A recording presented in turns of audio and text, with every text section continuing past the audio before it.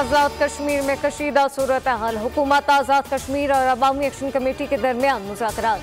वज़ीर आज़म आज़ाद कश्मीर चौधरी अनवारुल हक वज़ीर दाखिला चीफ सेक्रेटरी की वीडियो लिंक के जरिए मुज़ाकरात में शिरकत। इजलास में रियासत में जारी बहरान पर गौर किया गया। ज़राए ने बताया कि इजलास में कश्मीर बहरान से मुताल्लिक़ तजावीज़ तैयार कर ली जो सदर मुमलिकत को पेश की जाएंगी। इजलास में वज़ीर आज़म आज़ाद कश्मीर के इस्तीफे का मुतालबा नहीं किया गया। सदर मुमलिकत की हिदायत पर वज़ारत दाखिला ने आज़ाद कश्मीर से रेंजर्स वापस बुला ली।